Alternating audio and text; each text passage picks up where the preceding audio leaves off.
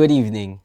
Today is March 27, 2026, and this is Tribune at the Moment. I'm Carl Magadia. A total of 425 gasoline stations nationwide have temporarily shut down operations as fuel prices continue to surge, according to the PNP. PNP spokesperson Brigadier General Randolph Tuaño said most closures were due to depleted fuel supply, with the highest number recorded in the Cordillera Administrative Region, followed by Central Luzon and Eastern Visayas.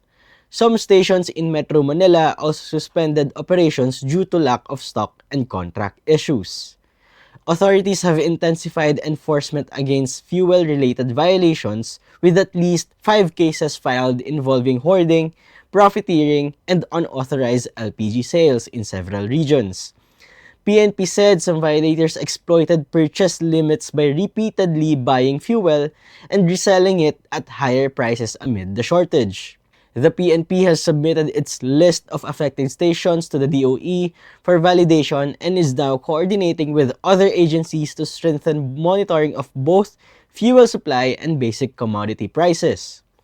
Officials also warned that fuel theft schemes including full, tank, and run will face criminal charges as operations continue to track down violators.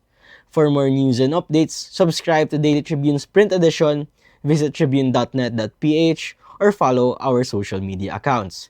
This has been Tribune at the Moment, delivering news without fear, without favor.